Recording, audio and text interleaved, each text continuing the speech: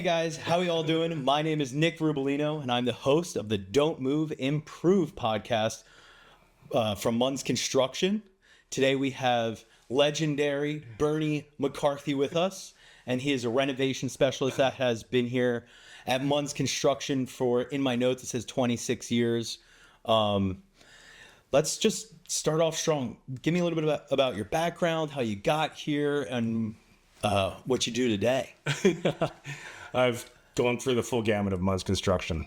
I was fortunate. I graduated high school in 1987, found a job in this building for Frank Kelly Builders. They used to govern half the building. Yeah. That's where I met Bill Munz. Mm-hmm. Bill was the superintendent for Frank. We framed all day. Later on, I met Chris. Chris would roof inside Frank's buildings. As that progressed from 1987 to the 90s, Chris would roof inside other houses outside of Frank's work. And he apparently had a lot of people ask, I'd love to have an addition. So Chris would borrow framers from Frank. I was always bored. Mm-hmm. And that's how Munz Construction started. Lo and behold, 1999 comes around. I came on board full time, and right behind Bill Munz, the first full time employee. That's awesome. That's crazy. You're the first full time employee of Munz Construction. Well, actually, Bill Munz. Yeah. Well, second full time employee. Well, if you can the lowest too. All right, so third one. Yeah. I feel like family, it counts but doesn't count. You know. Yes. They're kind of like already in the fold, but you're like the first person that Chris chose. That's to work, correct. You know, yes. and I think that's a big deal. Yes. You don't choose your parents, so I would say I'd say you're the first, you know, in a lot of ways. So you've been here for 26 years. Let's take me back a little bit into those early days. You're the first chosen employee. What did Munz look like then?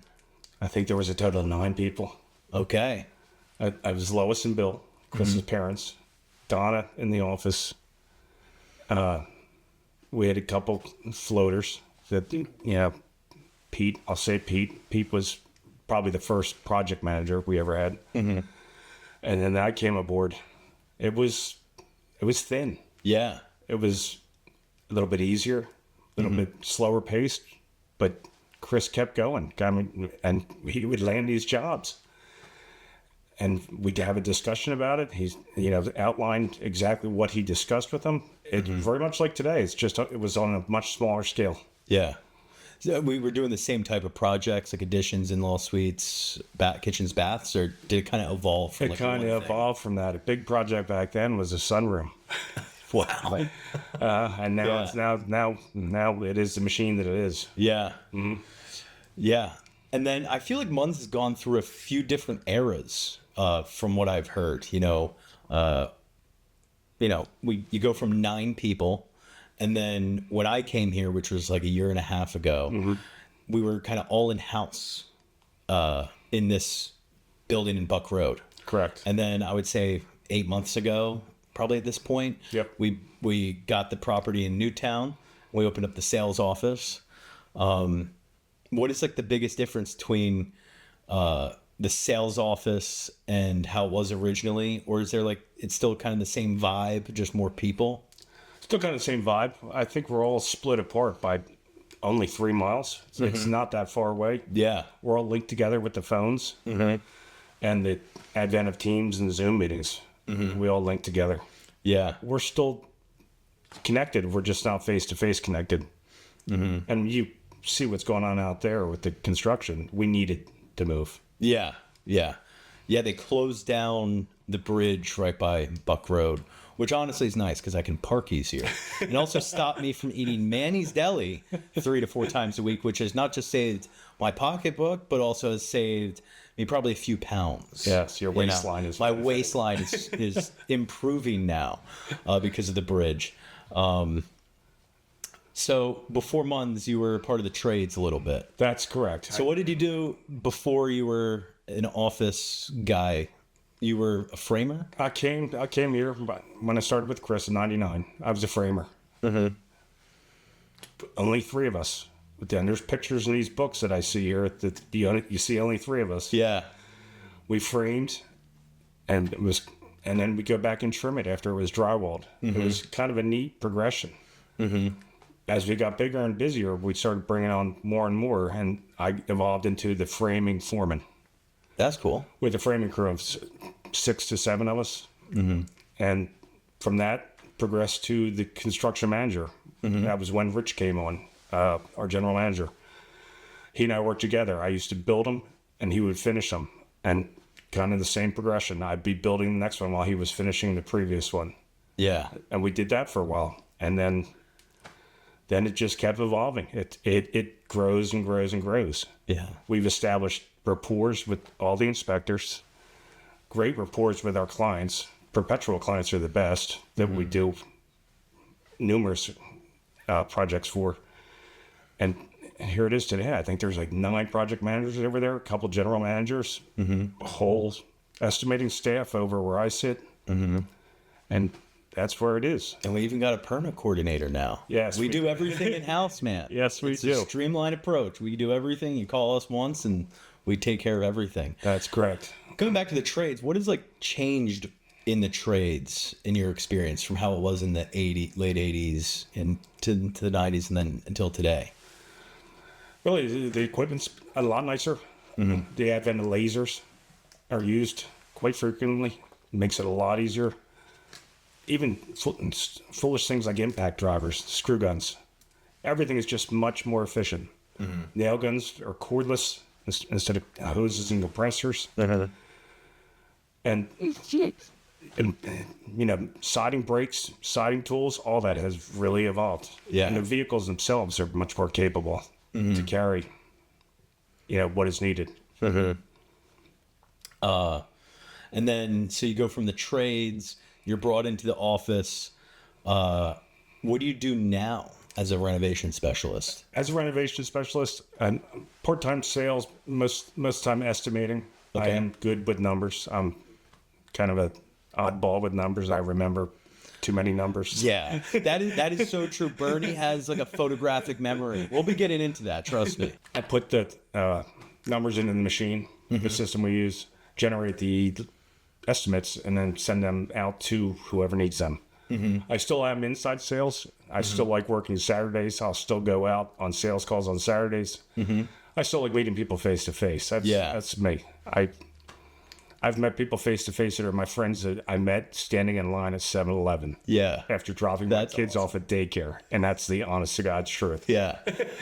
The clients, I have a unique role where I kind of pop out the jobs randomly, to take photos, make videos with Mike and Matt and the team. And I think my favorite part about working here too is like the face-to-face client interaction, Absolutely. And it's my position, it's a little bit different where I only see the good sides of stuff, so they see me like once they're happy. So like that could be a part of it. But I always I always love talking to the clients and seeing like, more about them. And what's interesting is you talk to them and then you see like what they designed and what we built. And it's usually, it's very cool to see that evolution of like, all right, this type of person likes this type of thing. And, there's just such a wide array of services that we do. And like getting to talk to the clients about it, I enjoy that, asking them about like why they made the decisions that they made to, one island versus 2, or, green cabinets versus white cabinets, why'd they do that? I like that stuff. And you're fortunate you get to see that. Yeah. That's actually, I will talk up our team. That is decided previous. There is a whole, and I think Steve delved into it on the last podcast, our manager over at Newtown. There's a whole design team that puts them, at ease with their selections, and then we just assemble it and put it together. It is neat. The best thing is seeing them smile. To have a client smile is by far the best. Yeah. And be happy with the progress and the project in general. Yeah. We've done some really unique projects. Let's talk about that a little bit. So you have a great mind. So like a lot of the times when I'm told like post this job from, a certain time period from like 2010, they're like, can you find this? And I'm always like, well, I don't really know what you're talking about. So I asked Bernie, I'm like, they're talking about this lighthouse job. I don't know what they mean by a lighthouse, but like apparently you would know it if I call it that. What are some of your like favorite jobs that you have done? The lighthouse was neat. Yeah. That was right around 2000 when I came to work. That was unique. It was a turret. It was a 8-sided roof. It looked like a lighthouse. Had a dock out to the pool and all that. It's on our website. Some of my favorite jobs are the unique ones. We built a 3-story addition that started 22 feet up on steel up in Fountainville. Had an elevator that went from the master bedroom to the kitchen to under the kitchen to a hot tub. Whoa, that's awesome. And that was unique. That was really, really unique to build. That's my passion. Taking something from a print that is a challenge like that with structural steel and bringing it to fruition. Yeah. That was, and my son was born then too. So I love that. Yeah. There's my memory. Yeah. He was born during that project. Yeah. And that was 2005. Yeah. See what I'm saying? He knows. Are there any other jobs? Like one backtrack a little bit, the lighthouse. What's interesting about it is my family has been in this area for so long. So I've been coming to Richboro, Northampton for so long. I actually knew that house from driving around. On the corner. Yeah. Like I've seen it. And even before I worked at Munz, I was always like, that's a cool looking thing. And then I come here and I'm like, oh, Munz built it. That's cool. Then you meet Bernie. It's like, Bernie built that. That's super cool, you know? But yeah, are there any other jobs that kind of come to mind? We could talk about Chris Munz's house. Okay. Probably one of the most difficult customers we ever had. Yeah. It was modified from the print several times. I was called into the office. He was concerned about the labor costs. I said, Chris, stop changing the design and the labor costs will steady. Yeah. Yep. At the end, it turned out beautiful. Yeah. We gave him exactly what he wanted. It is a beautiful house over by St. Pete's. It's crazy. I think there is a before and after photo of Chris's house on the website, where I think it went from a 1-story rancher style house. That's correct. And now it is a 2-story house, I believe. Yes. I've never been there. I don't know, but I've seen the photos and the photos are awesome. So It's beautiful. yeah. So how often do you meet with clients? Is that like a common thing now, or is that with estimating? With estimating, it can be done several different ways. Again, to reiterate, there are project managers over there that I've known for a long time. That some of them I actually worked with when I was a project manager. Sometimes they'll take me to the pre-construction meeting because I was the one that bid the job, and that's beneficial for everybody. First of all, the customers like to see me again. I didn't just disappear. Second of all, we're all there collectively discussing the project and what was discussed and their expectations. Remember, a project manager not only manages the project, but he manages their expectations as well. I find that goes well. I think the project is more fluid when I'm included in that. Project manager Brian right now is doing a pretty good sized exterior project in Manahawkin, New Jersey. I never met the customer, but I spoke with him on the phone several times. That might just be a little too far for me. Yeah. That is far. Like sometimes we do jobs, I'm like, I didn't know he served out there, but that's awesome. How far away is that from here? Like an hour and a half. Good for Brian, man. Good for Brian. Yeah, he's a trooper. Does a good does a good great job, you know? Yep. Martin did a job in Conshohocken, and I took photos of it like before they started. When I drove down there, I was like, wow, these project managers like I feel like driving that far is a hard part of the job, you know? It wears on you. Yeah. Because that was my next step. I became a project manager before I became sales and estimating. Yeah. That is taxing. Yeah. In your vehicle all day, setting subs up, problem solving, coming back here to do paperwork. It is very taxing. They are good at what they do. Yeah, and then they drive far distances and then deal with problems, and Correct. then they solve the problems, and they go to the next place and repeat the process. Yep. They have a hard job. I look at them in very high regards because I'm always like, that is something I don't think I would be able to do. Like, there's so much that goes into it, so much knowledge, so much. You have to be a good leader because you also are dealing with so many different types of people, and then on top of that, you have to manage the client. And I feel like that's tough, When a client or customer is realistic, we can't control the weather. So that being said, when they're realistic and they understand this, it might not progress every day. This might not progress per plan, but the flexibility comes in. A good project manager is flexible. What's like one piece of advice you wish every homeowner knew before starting a renovation? To be flexible. To be flexible. Okay. To reiterate exactly what I just said, to be flexible. Yeah. Construction is not a science. I've done work for project managers, IT project managers, that you're in a controlled office every day. And that can progress per schedule. Construction, physical construction, additions, roofing, sodding, exterior projects, you have to be flexible. They are good at what they do. The project managers are good at what they do. The carpenters are good at what they do. Nothing is 100% per plan. And when you're flexible and you understand and they communicate that to you, things go much better. Yeah. And I feel like pretty much every time they're happy by the end, Well, that's what we strive you know? for here. Yeah.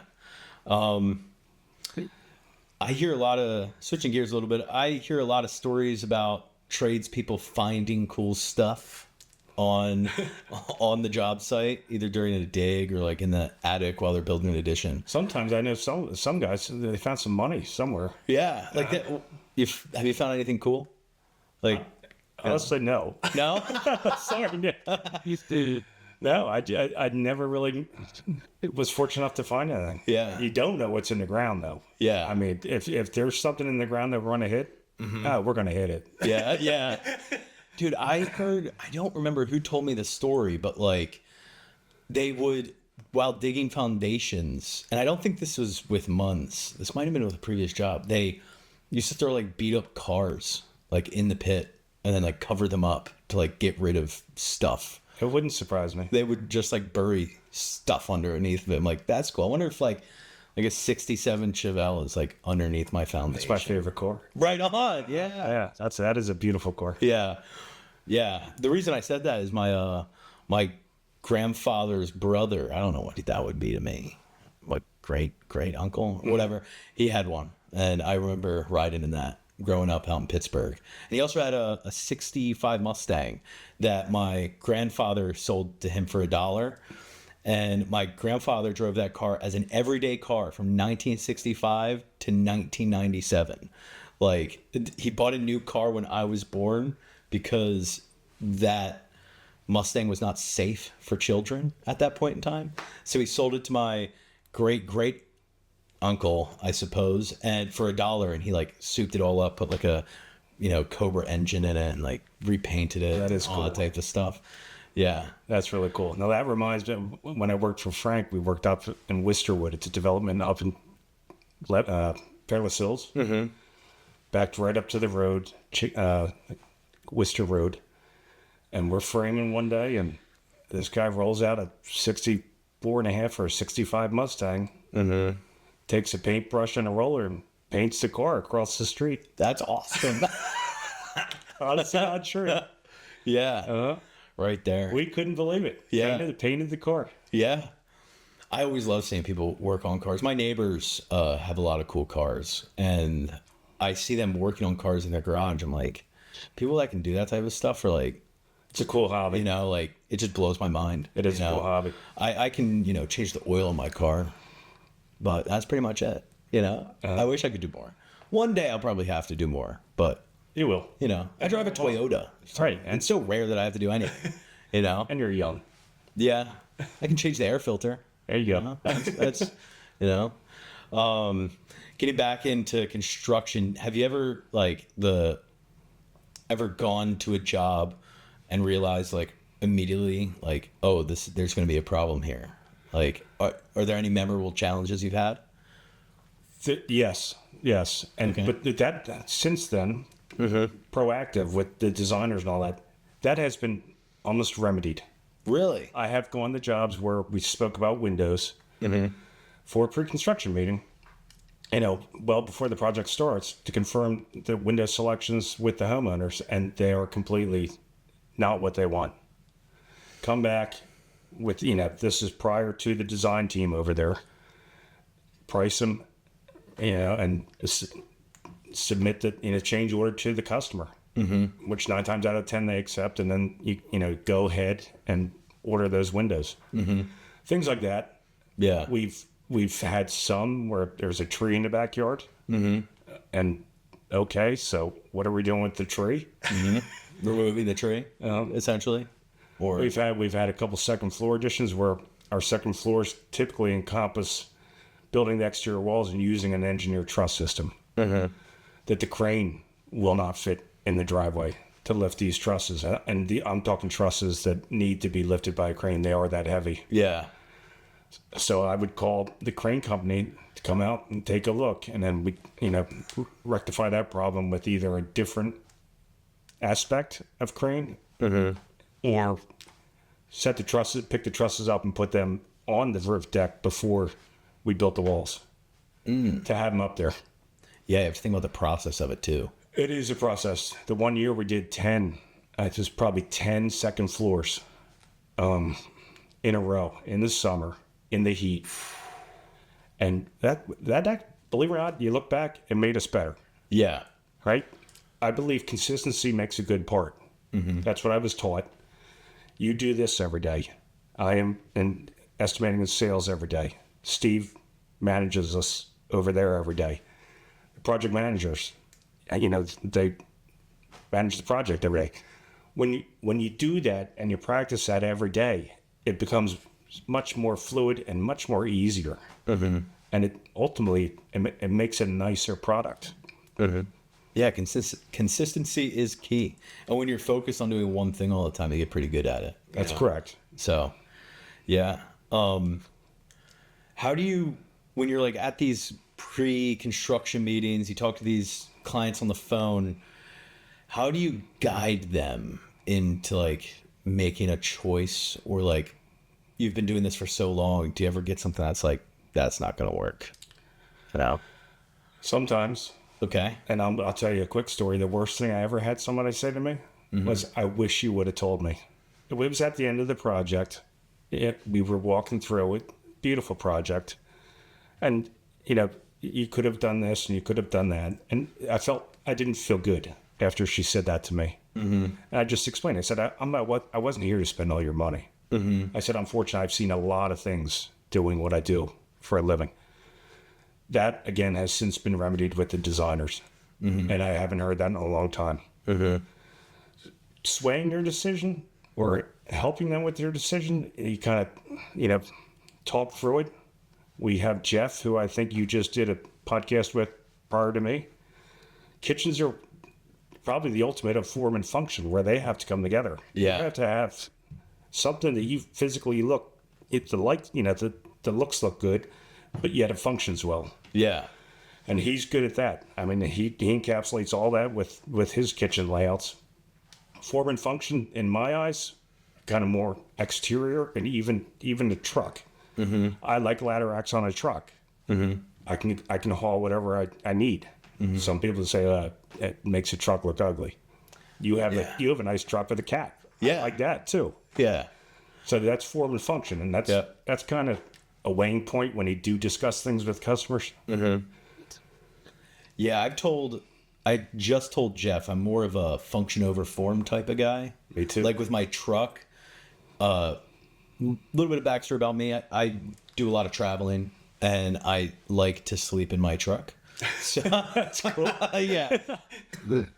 I like the versatility of being able to sleep in my truck because it cuts down on hotel costs, and I just like it. I like that I can just pull up to a campground and just like pop my tail and lay in there. It's That's not, cool. you don't have to set up a tent. You don't have to like worry about, rains, ruining the tent, stuff like it's just easy. So I have a cap on my truck, and there's a deck system on the bottom with like drawers and stuff. And I when you have a Toyota Tacoma, you join like a community in a way. There's like a big subsection of the community that's like, oh, it's so ugly. Like, why don't you have a ladder, like a rack with like stuff on it? Like, well, that just doesn't function the same way. Absolutely. And like, you can look at the kitchen, like, cabinets, like there's different types of cabinets for different things. And I know they talk all the time about like the triangle, like the work triangle. Yeah. And how that functions too. I look at my house and I'm like, who designed this thing?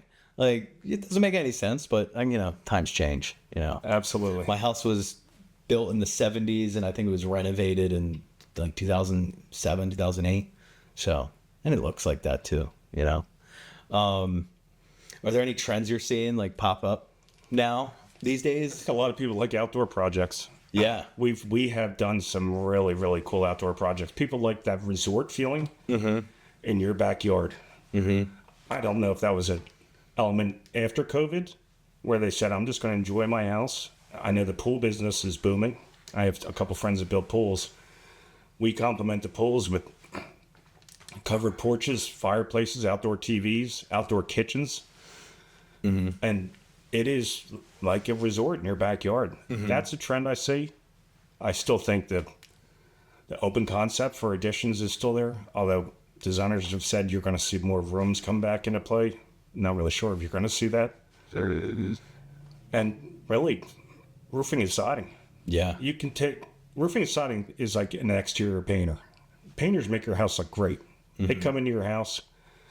A week later, your whole house is painted. It looks like a brand new house. Our roofing and siding, we do the same on the exterior. It looks like a brand new house. You could take a house that you live in, that I live in, roof it, side it, and put in windows, and it looks like a brand new house. So that's about the trends I see. I think like with the roofing and siding, there's probably a lot more technology in the estimating process and the materials these days. Like, I know I was talking to my mom about the house that I live in now, which is, my grandmother's house, and apparently had like asbestos like siding before, and As did mine. and like I don't know when.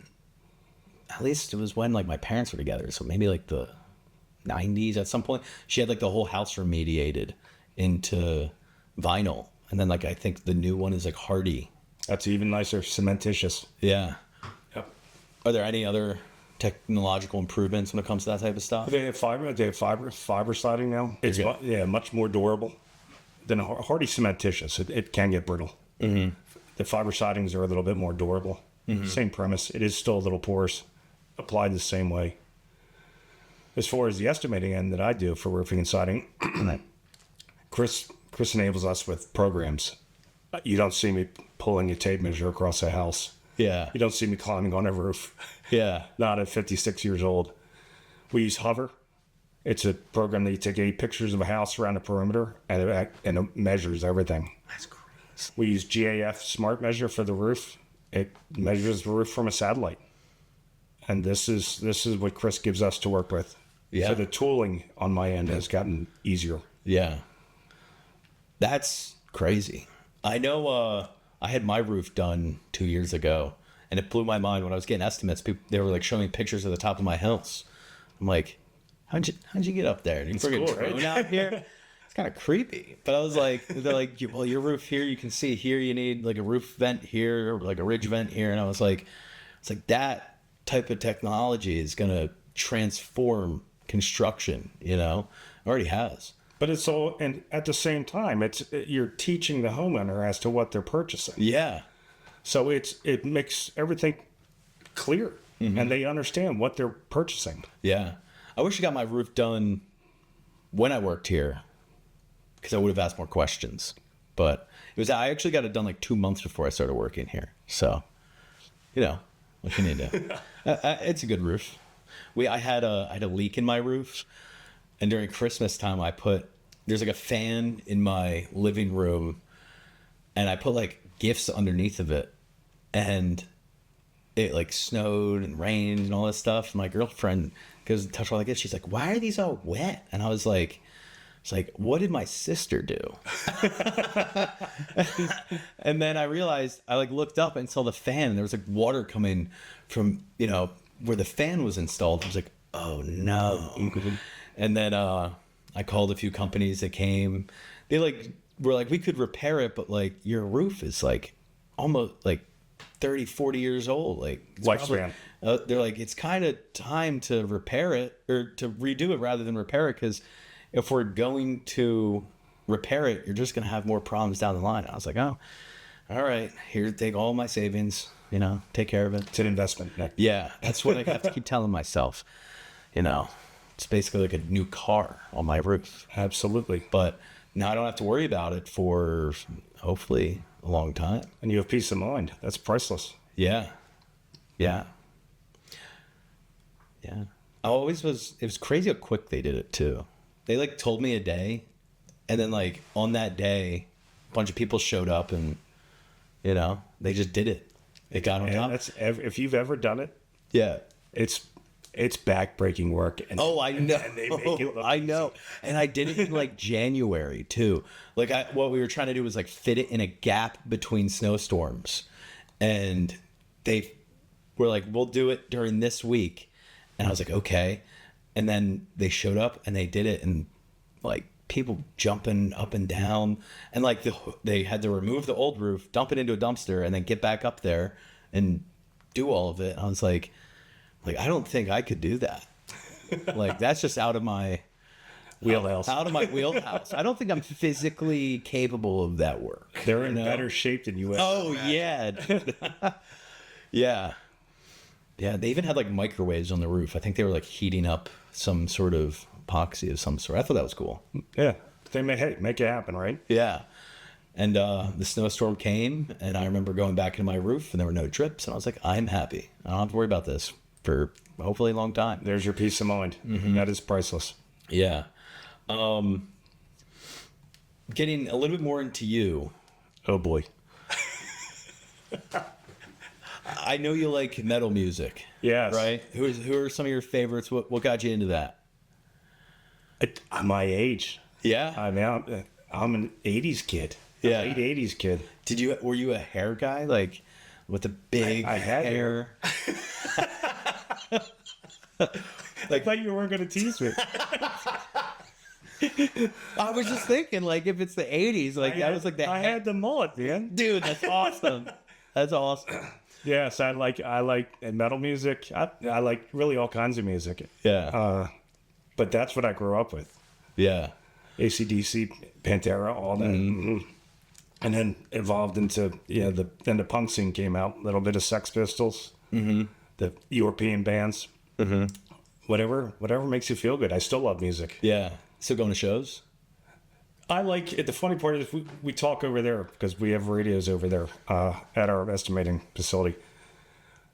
Never really cared for like a large venue show. Okay. I like the smaller ones that are almost gone now. Yeah. The Tower Theater. One of the best concerts I ever saw was with my brother. Mm-hmm. I have a younger brother.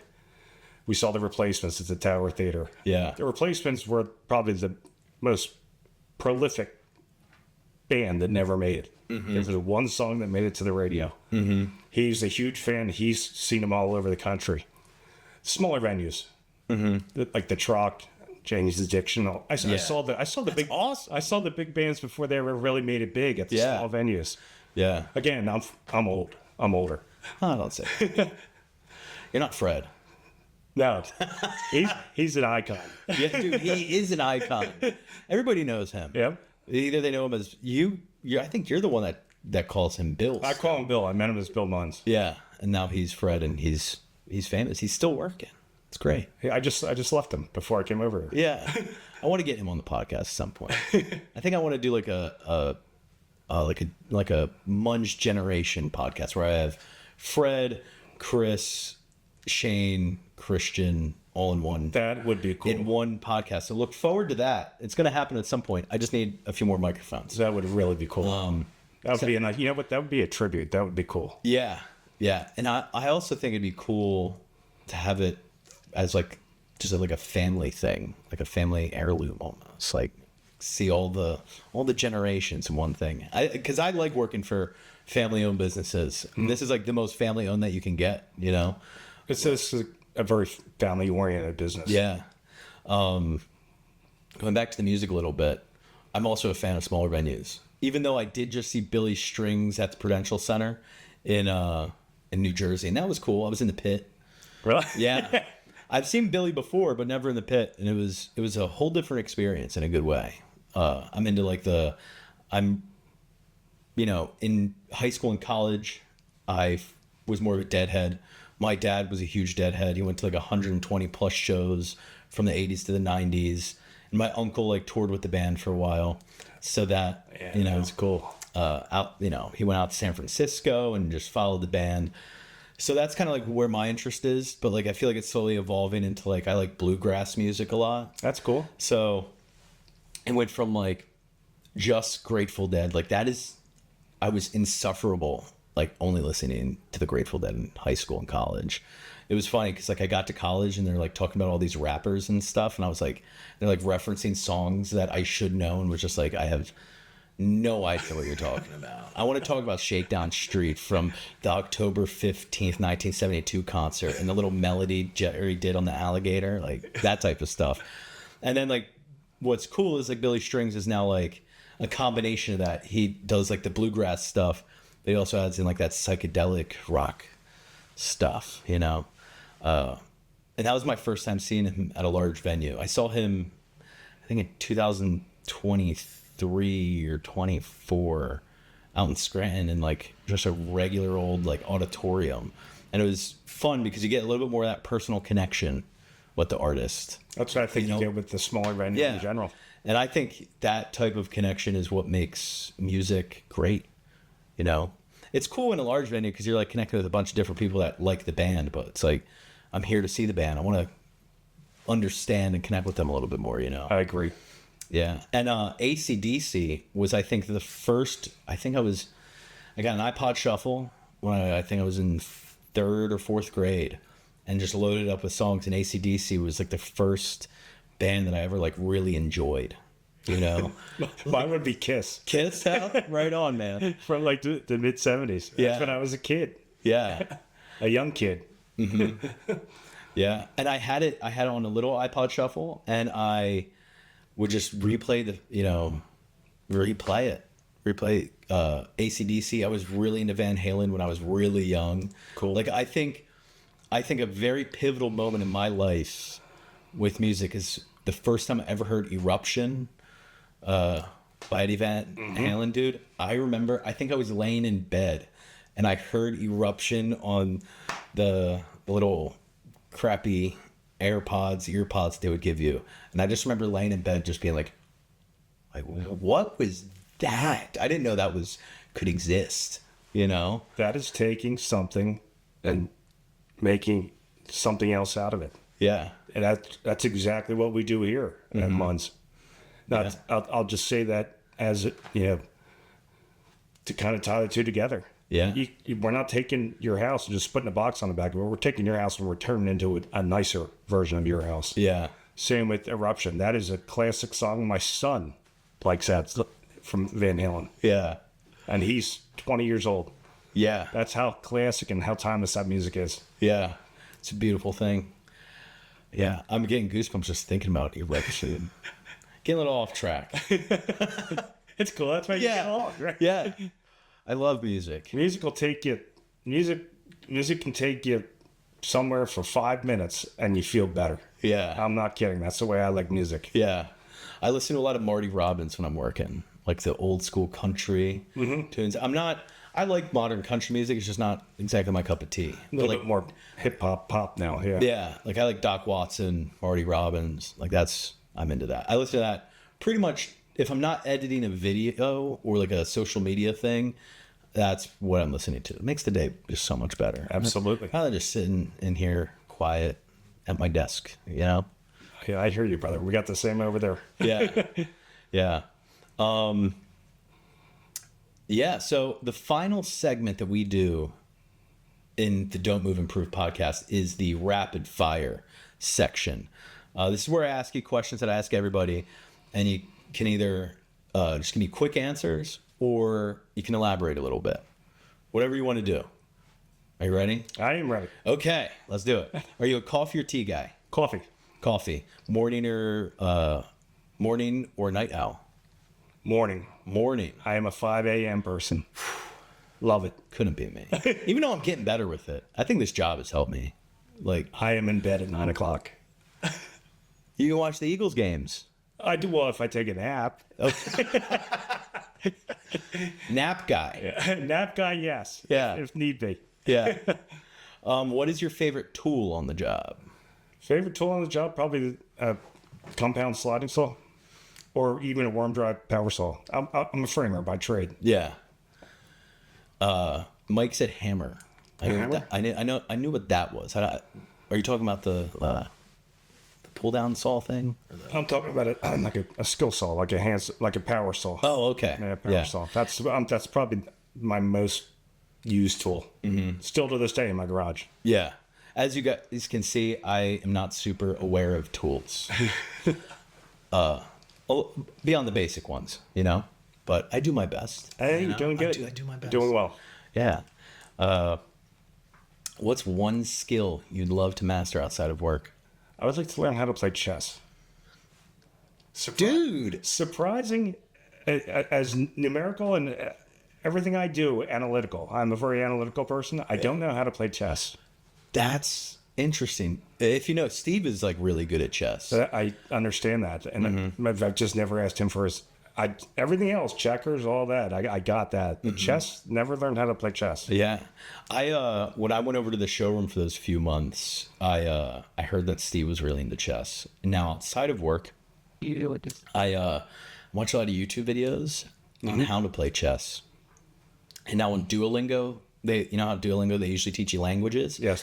They now have a chess course where they teach you how to play chess, like all the strategies and movements. Because like you can play chess knowing what the pieces do, but like the secret to the game is to like know the strategies and the openings and how to defend in certain ways. That is correct. That's what fascinates me about it. Yeah. So whenever you get into it, we should play a game because I'm bad at chess, but I like playing it. It's like one of those. I'm going to learn. Yeah, we'll play, and then Steve will be both of us. So We'll let him win. we'll let him win. Yeah. If you weren't in construction, what would you be doing? I'd be a mechanic. Mechanic? I like cars. I like motorsports. Mm-hmm. Love motorcycles. Yeah. Do you ride? Used to. I had dirt bikes, quads, street bike. Mm-hmm. I kind of gave all that up when I had kids. Yeah. My son became a mechanic. Yeah. He works over at a local dealership. Yeah. He just brings in cool pictures of cars he worked on. Yeah. I'm envious. Yeah. Have you ever restored a car? No. No. That is a labor of love. Mm-hmm. That's not buy $10,000 worth of parts and put it together. That's hours and hours and hours. Yeah. I have a neighbor that has done that, and I'll go up and I'll talk with him once in a while. Mm-hmm. I think I mentioned it this podcast. I might have mentioned it with Jeff. I'm doing all these podcasts in a row, so it's kind of all blending together now in my head. My neighbors are into cars. They have a lot of cool cars, and like I said before, like you see them do this stuff, and I'm like, it's like magic to me. Because I'm like, it's not just a labor of love. The skills that it takes and the time that you put into it and the money, but they have some cool Corvettes, and I hear them all the time. That's the best. Yeah. And anybody that knows cars, yeah. Like Rich has an old car, and I think Eric Ray, our other manager, has the best thing about an old car. You ready for this? Yeah. Is the smell. Yeah. It's straight fuel coming out that it smells good. Yeah. Yeah.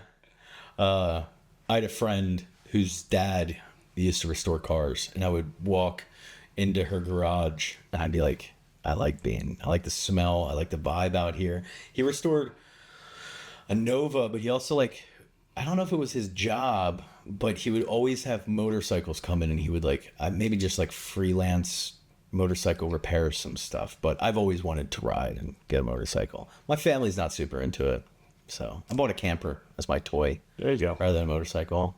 I'm going to get a motorcycle at some point. Sorry.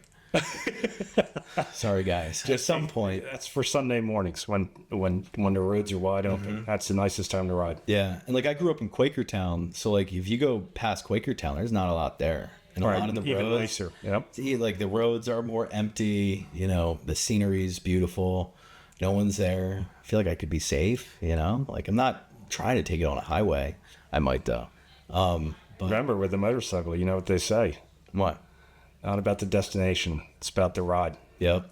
There we go. Honest to God's truth. Yeah. It is just fun. Yeah. And your worries melt away. Mm-hmm. It's cool. Everybody should try it. Yeah, I was obsessed with that TV show American Chopper growing up. Oh, there you go. Yeah. I used to draw the motorcycles, and I would like design my own motorcycles and paint, color them in.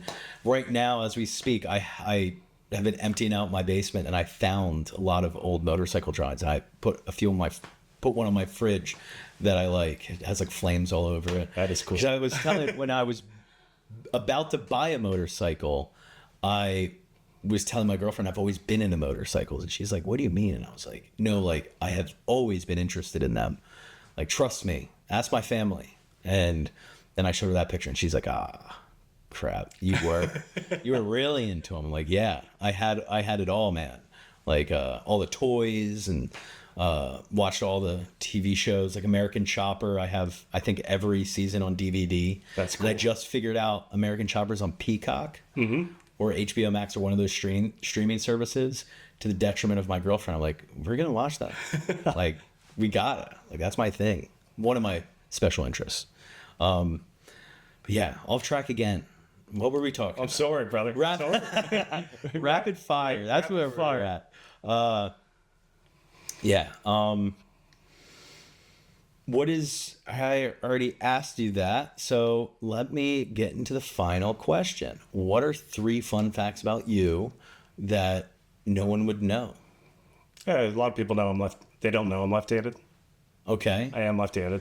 Interesting. That's the analytical part. I find left-handed people are very numerical, much like myself. Been married for almost 25 years. Have 2 kids. I have a 20-year-old son and an 18-year-old daughter. She's a senior in high school. Nice. And I love music, and I love being outside. Yeah. If you come by my house on a weekend, I'm most likely outside doing yard work, doing something outside. I like being in the sun. I've Yeah. worked outside almost my whole life up until sales and estimating. Yeah. Now that I'm taking care of a house and a homeowner, it always surprises me how much I enjoy yard work. Because I know growing up, I grew up on a old farmhouse property, and it had a lot of land. My dad would be like, "You want to come help me do this thing outside?" And I'd be like, "No, I will. I don't want to though." And now that I'm in his shoes, I'm like, being outside, picking up sticks, raking leaves, building stuff like that. That's fun. Chopping It down is, trees. right? I love chainsaws. Like chopping stuff over the chainsaw just tickles my fancy, man. And seeing just like chopping down the tree and then seeing it fall and then chopping up the tree, making firewood. I'm like, I'm reusing it. I'm a great Here you go. citizen of Earth. Absolutely. Absolutely. It's amazing how you evolve, right? Yeah. Yeah. Yeah. But yeah, I think that is everything. This was fun. Yeah. We were talking about construction and kind of went over here, went over there, I but got a little more personal. yeah, there we go.